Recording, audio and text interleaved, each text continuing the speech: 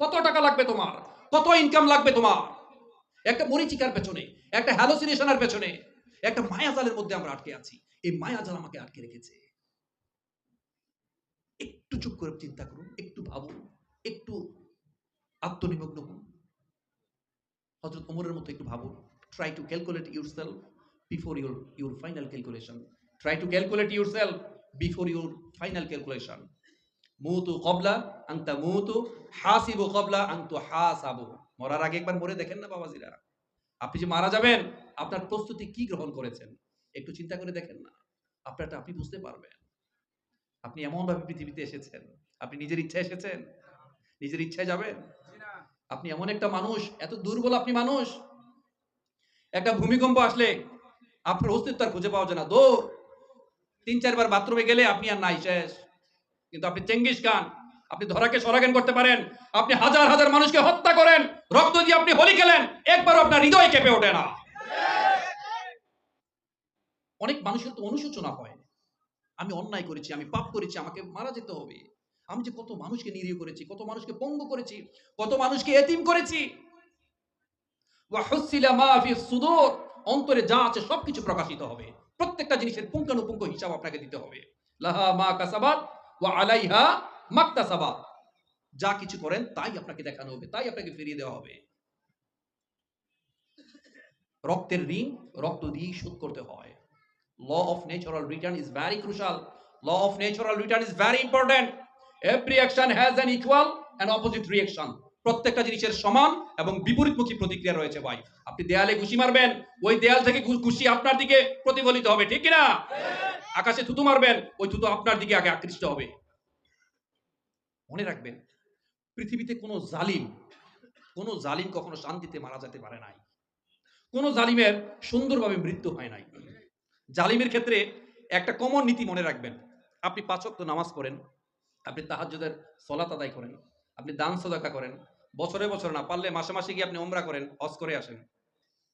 কিন্তু আপনি যদি একটা ভিন্ন ধর্মের মানুষ, যে আল্লাহরই মানে না, তার যদি আপনি হক নষ্ট করেন, তাকে যদি আপনি কষ্ট দেন বিনা কারণে, তার প্রতি যদি আপনি জুলুম করেন, আল্লাহ তাআলার আইন হচ্ছে আপনি নামাজি, ওই লোক কিন্তু নামাজও পড়ে না, আল্লাহরও মানে না, কিন্তু আল্লাহর আইন হচ্ছে তার পক্ষে থাকবে। সুবহানাল্লাহ বলবেন না? নবী মুহাম্মদ সাল্লাল্লাহু আলাইহি সাল্লাম বলেছেন, কোন ইসলামী রাষ্ট্রে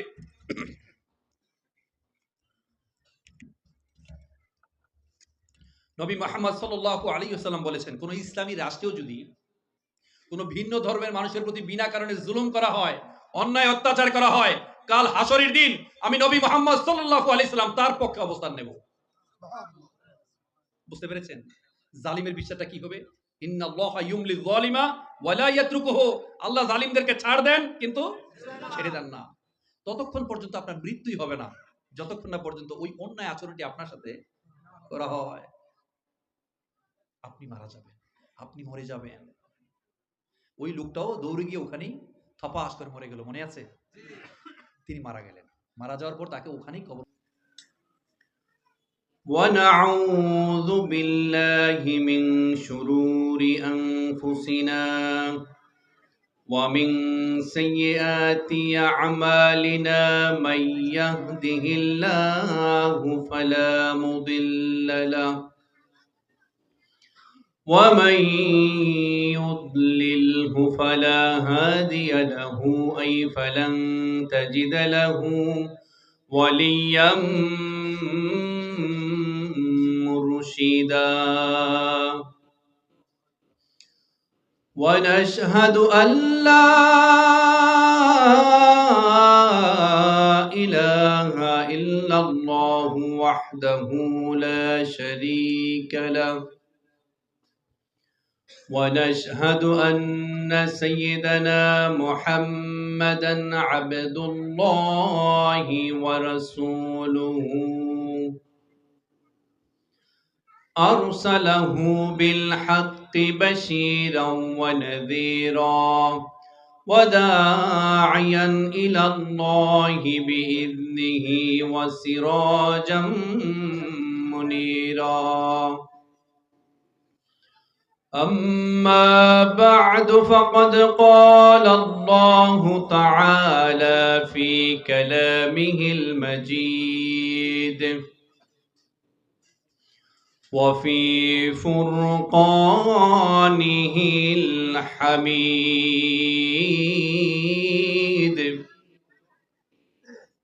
أعوذ بالله من الشيطان الرجيم بسم الله الرحمن الرحيم كراما كاتبين يعلمون ما تفعلون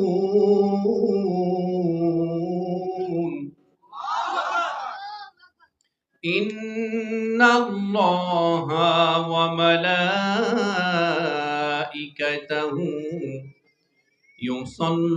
يصلون على النبي يا أيها الذين آمنوا صلوا عليه وسلموا تسليما اللهم صل على محمد وعلى آل محمد كما صليت على إبراهيم وعلى آل إبراهيم إنك حميد مجيد اللهم بارك على محمد وعلى آل محمد كما باركت على إبراهيم وعلى آل إبراهيم إنك حميد مجيد رب زدني علما رب زدني علما رب اشرح لي صدري ويسر لي أمري واحلل عقدة من لساني يفقه قولي রেখো না মনেতে ভয় বান্দা খোদার দূর হয়ে যাবে বাধা সব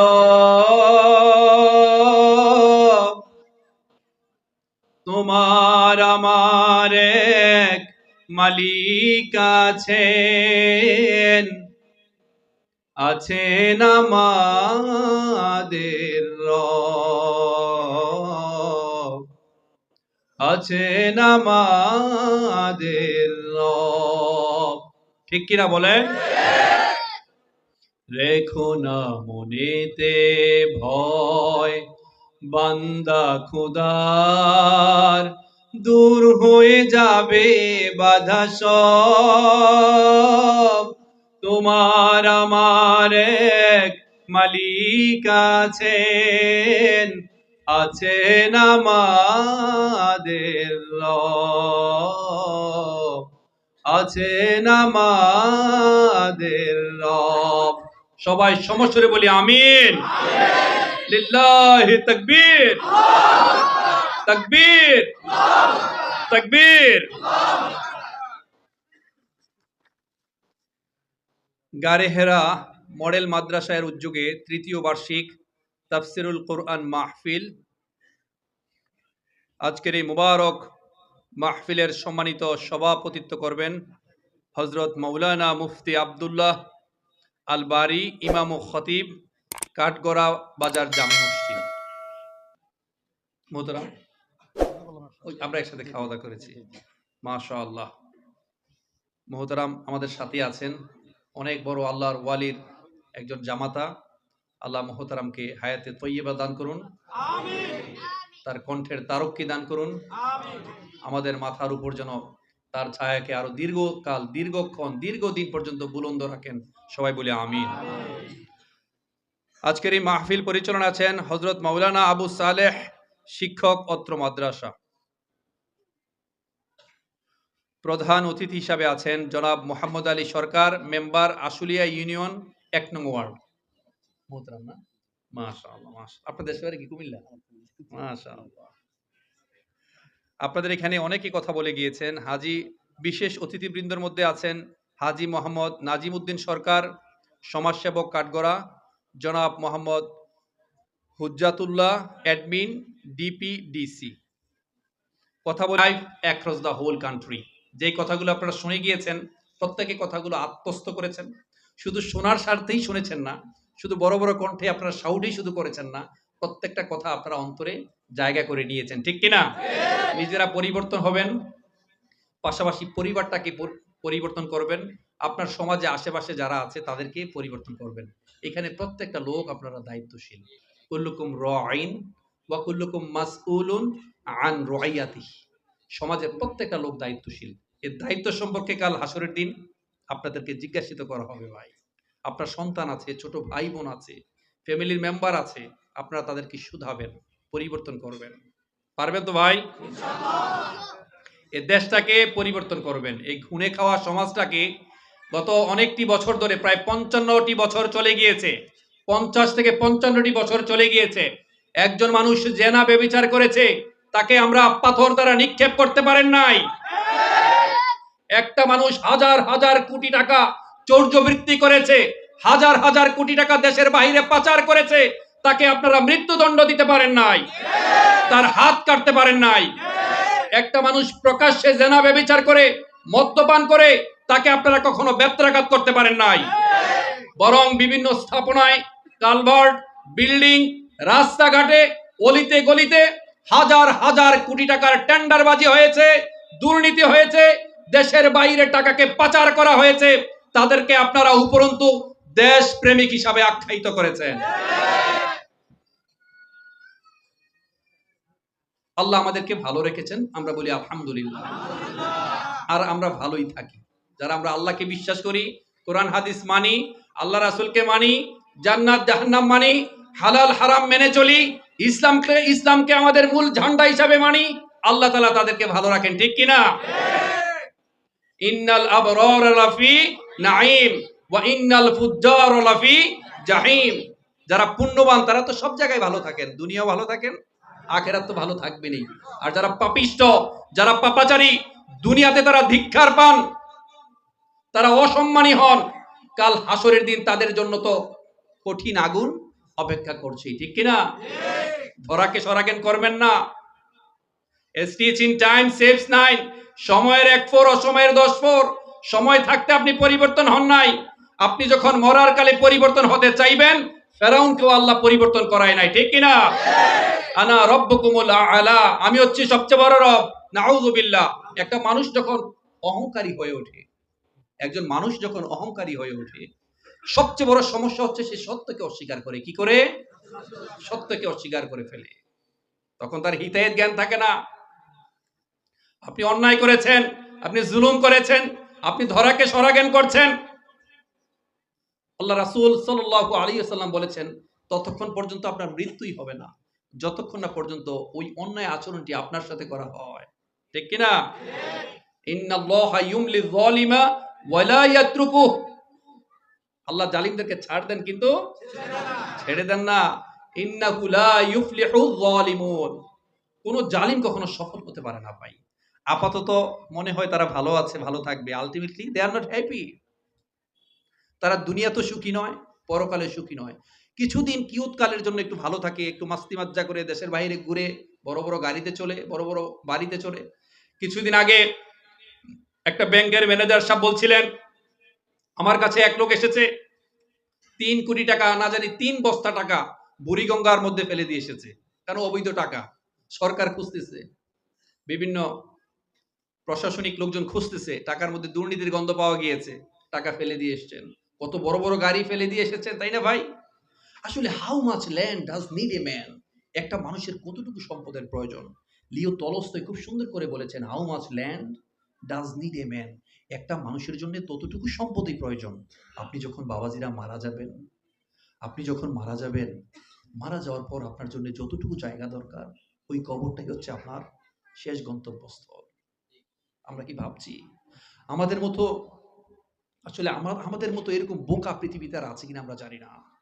ইমাম ইবনু জাউজি রহমাতুল্লাহ আলাইহি কত চমৎকার করে বলেছেন, তোমার এক পা গিয়ে ঠেকেছে, তোমার জাহাজ ঠেকেছে কবরস্থানে, তোমার এক পা চলে গিয়েছে কবরস্থানে, আর তুমি এখনো অপেক্ষা করছো ওই জাহাজের মধ্যে কি কি সম্পদ আছে তা কুরানোর জন্য। আল্লাহাকুমুত তাকাসুর হাত্তা যুরতুমুল মাকাবির, প্রাচুর্যের প্রতিযোগিতায় আমাদেরকে অন্ধ করে রেখেছে, মোহাচ্ছন্ন করে রেখেছে, ঠিক কিনা? লিও টলস্টয়ের লম্বা একটা গল্প আছে, সুন্দর, আমি সংক্ষেপে বলি। একটা মানুষের কতটুকু সম্পদের দরকার, তাকে বলা হয়েছে যে তুমি ওই জায়গায়, যে জায়গাটুকু তোমার আছে, তুমি চাইলে কয়েক গুণ বেশি তুমি সম্পদ কিনতে পারবে যদি ওই জায়গায় যাও। তিনি এই জায়গা বিক্রি করে ওই জায়গায় গিয়ে কয়েক গুণ বিক্রি করলেন। তাকে আবার লোভ দেওয়া হলো, তুমি যদি এইটা বিক্রি করো কিছুদিন পরে তার 10 গুণ আরেক জায়গায় কিনতে পারবে। তিনি তাই করলেন। তার কিছুদিন পর আবার তাকে লোভ দেওয়া হলো, টোপ দেওয়া হলো যে তুমি যদি এই জায়গাটা বিক্রি করে অন্য জায়গায় কিনো তার চেয়ে শতগুণ বেশি কিনতে পারবে। লাস্ট মুহূর্তে এমন সুযোগ তাকে দেওয়া হলো, ওই সম্পদ বিক্রি করার পর তিনি অন্য জায়গায় চাইলে এত বেশি সম্পদ নিতে পারবেন।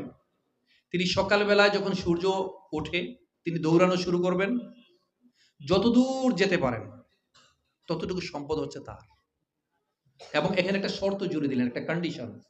শর্ত হচ্ছে সূর্যাস্তের আগেই তাকে আবার এই জায়গায় যেখান থেকে তিনি দৌড় শুরু করেছেন ওই জায়গায় তাকে আসতে হবে। তিনি সূর্যোদয়ের সাথে সাথে দৌড়ানো শুরু করলেন, এমন দৌড়ালেন, দৌড়াতে দৌড়াতে দৌড়াতে অনেক দূর পর্যন্ত গেলেন। বেলা যখন দুপুর হয়ে গেল, সূর্য যখন মাথার উপরে আসলো, তিনি তখন মনে করলেন আচ্ছা এবার মনে একটু ফেরা দরকার।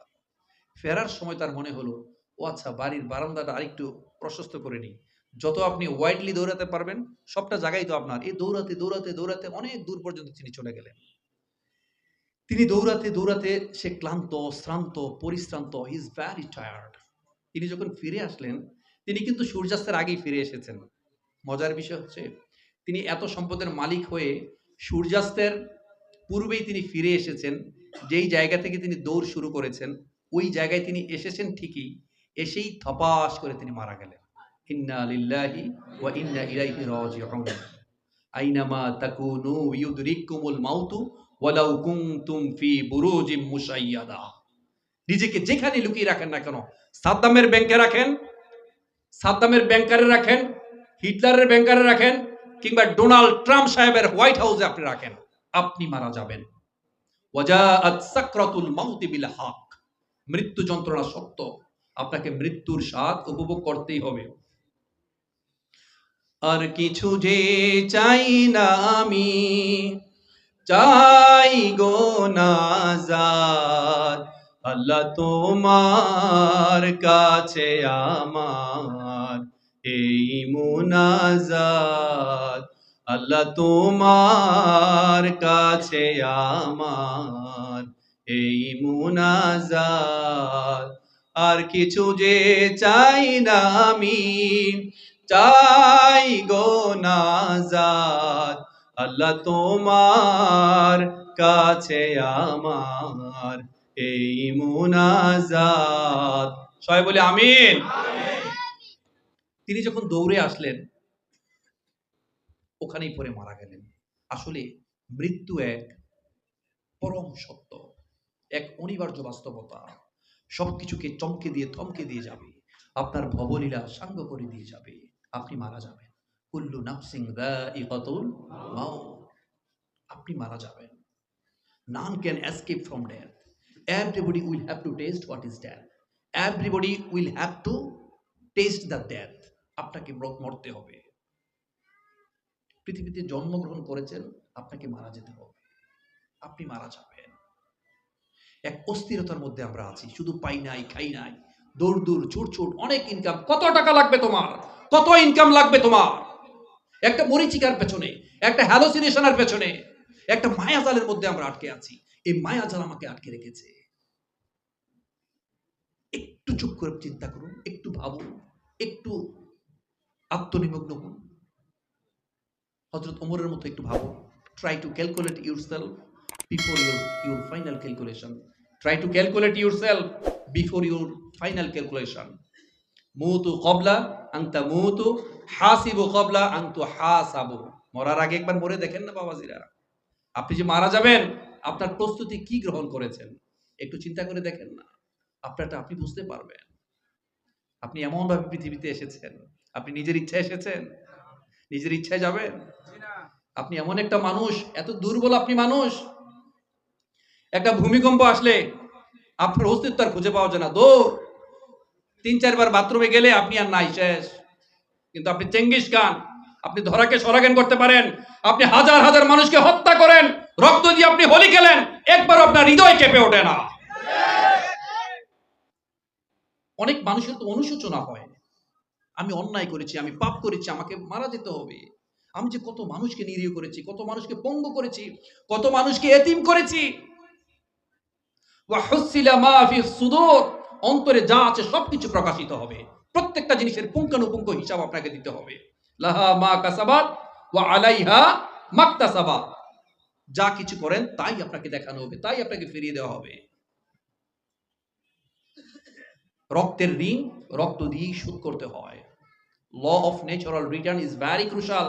Law of natural return is very important. Every action has an equal and opposite reaction. প্রত্যেকটা জিনিসের সমান এবং বিপরীতমুখী প্রতিক্রিয়া রয়েছে ভাই। আপনি দেয়ালে ঘুষি মারবেন, ওই দেয়াল থেকে ঘুষি আপনার দিকে প্রতিফলিত হবে, ঠিক কি না? আকাশে থুতু মারবেন, ওই থুতু আপনার দিকে আগে আকৃষ্ট হবে। মনে রাখবেন, পৃথিবীতে কোনো জালিম কখনো শান্তিতে মারা যেতে পারে নাই। কোন জালিমের সুন্দরভাবে মৃত্যু হয় নাই। জালিমের ক্ষেত্রে একটা কমন নীতি মনে রাখবেন।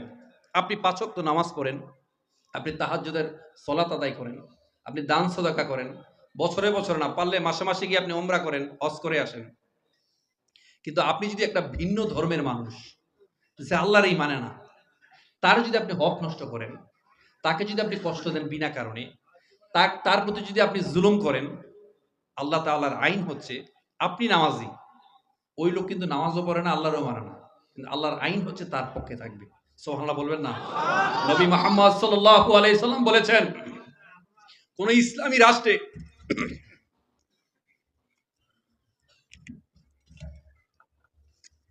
নবী মুহাম্মদ সাল্লাল্লাহু আলাইহি ওয়াসাল্লাম বলেছেন, কোন ইসলামী রাষ্ট্রেও যদি কোন ভিন্ন ধর্মের মানুষের প্রতি বিনা কারণে জুলুম করা হয়, অন্যায় অত্যাচার করা হয়, কাল হাসরের দিন আমি নবী মুহাম্মদ সাল্লাল্লাহু আলাইহি সাল্লাম তার পক্ষে অবস্থান নেব। বুঝতে পেরেছেন? জালিমের বিশ্বাসটা কি হবে? ইন্নাল্লাহা ইউমলিল যালিমা ওয়া লা ইয়াতরুকুহু। আল্লাহ জালিমদেরকে ছাড় দেন কিন্তু ছেড়ে দেন না। ততক্ষণ পর্যন্ত আপনার মৃত্যুই হবে না, যতক্ষণ না পর্যন্ত ওই অন্যায় আচরণটি আপনার সাথে করা হয়। আপনি মারা যাবেন, আপনি মরে যাবেন। ওই লোকটাও দৌড়ে গিয়ে ওখানেই থপাস করে মরে গেল, মনে আছে? তিনি মারা গেলেন। মারা যাওয়ার পর তাকে ওখানেই কবরস্থ করা হয়েছে। তো কি হয়েছে? আপনি মারা যাওয়ার পর যতটুকু জায়গায় আপনাকে কবর দেওয়া হবে, ওই জায়গাটুকুই আপনার। আসলে ভাই, দুনিয়াতে সম্পদের প্রয়োজন আছে, দরকার আছে কতটুকু? আপনার যতটুকু প্রয়োজন, আপনি যতটুকু মানুষকে দান সদকা করতে পারবেন, যাকাত দিতে পারবেন, সম্পদ অর্জনের ব্যাপারে ইন্সপায়ার করানো হয়, উৎসাহিত করানো হয়, ওকে, কারণ আপনি সম্পদশালী না হলে মানুষকে সাহায্য সহযোগিতা করতে পারবেন না, দান সদকা করতে পারবেন না, যাকাত দিতে পারবেন না, ঠিক কি না? কিন্তু আপনি যদি এই সম্পদের কারণে নিজেকে সম্পদের সাথে জলাঞ্জলি দিয়ে দেন, হবে? এই সম্পদের কারণে একটা সম্মানিত চেয়ার, এই চেয়ার তো জনগণের চেয়ার, এই চেয়ারে বসার জন্য আপনারা গত 50 বছর ধরে ধরাকে সরাগেন করেছেন, রক্ত দিয়ে হোলি খেলেছেন, লক্ষ লক্ষ টাকা, হাজার হাজার কোটি টাকা পাচার করেছেন, নিরীহ মানুষকে হত্যা করেছেন, মানুষকে পঙ্গু করেছেন, এতিম করেছেন, শুধুমাত্র এই পাওয়ারের জন্য, এই দখলদারিত্বের জন্য, ঠিক কিনা? শুধু যদি অর্থ কামানোর জন্য হয়ে থাকে, এই সম্পদের প্রয়োজন নাই। পৃথিবীতে ভাই একটা কথা পয়েন্ট বি নোটেড, আমার ছাত্র ভাই যারা আছো, ইয়াং যারা আছো, এই কথাটা লিখে রাখো। জীবনে এমন অনেক কিছু চাওয়ার আছে যা না পাওয়ার মধ্যেই করলাম। কথা কি বুঝতে পেরেছেন? You got my point? আমার কথা কি বুঝতে পারছেন বাবাজিরা? জীবনে অনেক কিছু চাওয়ার আছে, যা না পাওয়ার মধ্যেই কল্যাণ। ভারতের president APJ Abdul Kalam, APJ Abdul Kalam একজন মুসলমান ছিলেন। তিনি যখন তার রাষ্ট্রপতি ভবনে প্রবেশ করছেন, ঢুকার সময়, মনোযোগ আছে আপনাদের? একটু try to realise the essence of Islam. Please try to realise the main essence of Islam. ইসলামের সৌন্দর্যটাকে একটু উপভোগ করার চেষ্টা করেন। আলহামদুলিল্লাহ, আপনাদের দোয়ায়, বাবা মায়ের দোয়ায় বিশ্বের অনেকগুলো দেশ ঘোরার আমার সুযোগ হয়েছে। অনেক দেশে আমি দেখেছি ভাই, তাদের শুধুমাত্র ইমানটা নাই। ইমান ছাড়া যা যা থাকার কথা কোরআন হাদিসে প্রত্যেকটা বিষয় তাদের মধ্যে আছে। শুধু ইমান নাই, আর অশ্লীলতা আছে একটু বেশি, আর বাকি কোরআন হাদিসের সবকিছু তাদের মধ্যে। আর আমাদের নামকাওয়াস্তে ইমান আছে, বাট ইমান থাকার পর যেই যেই জিনিসগুলো থাকার কথা তার একটাও আমাদের নাই, ঠিক কিনা? আমাদের ইমান থাকে না। ভারতের প্রেসিডেন্ট এপিজে আব্দুল কালাম, তিনি যখন প্রেসিডেন্ট ভবনে যান, তিনি একটা ব্রিফকেস নিয়ে যান। যখন প্রবেশ করেন, ব্রিফকেস নিয়ে যান। আমাদের আল্লামা মুফতি আব্দুল মালিক হুজুর হাফিজাহুল্লাহ, তাকে চিনেন না? বাইতুল মুকাররমের খতিব, কি সাধারণ মানুষ, তাই না? পোশাক আশাক দেখবেন, আলেমের জাহাজুরি, এত জ্ঞান। তিনি একটা কথা প্রায় বলতেন, তার উস্তাদ বলতো, আল ইসলামু যাওকুন, আল ইসলামু যাওকুন। ইসলাম হচ্ছে সৌন্দর্যবোধের নাম, রুচিবোধের নাম, ঠিক কি না? তো এপিজে আব্দুল কালাম, তিনি যখন প্রেসিডেন্ট ভবনে ঢুকছেন, তার পোশাক আশাকও ওই মালাইক হুজুরের মতো এরকমই। তিনি ঢুকছেন, একটা ব্রিফকেস নিয়ে প্রবেশ করেছেন। 5 বছর অথবা 10 বছর ক্ষমতায় ছিলেন, তাই না? 8 বছর বা 10 বছর ছিলেন নাকি? এক টার্ম অথবা 2 টার্ম ছিলেন। অনেক উপঢৌকন পেয়েছেন না রাষ্ট্রপ্রধান হিসেবে? তিনি কিন্তু একটা মিসাইল ম্যান। এখানে যারা স্টুডেন্ট আছো, যারা শিক্ষিত ছেলেরা আছো, একটা কথা মনে রাখবে, আমি তার প্রসঙ্গে আসছি। তিনি একটা বই লিখেছেন, a wings of fire, a wings of fire, আগুনের ডানা। এই বইটা লিখে তিনি প্রমাণ করতে চেয়েছেন, একটা লাস্ট বেঞ্চার, একটা পিছিয়ে পড়া, জিমিয়ে পড়া স্টুডেন্ট, যে ঠিকমতো পড়াশোনা করে নাই, ফাঁকি দিয়েছে, ফ্যামিলিতে পরিচয় দেওয়ার মতো কেউ নাই, মামা খালু নাই, অর্থের কোনো যোগান নাই, সেই স্টুডেন্টটা চাইলেও জীবনে বড় কিছু করতে পারে।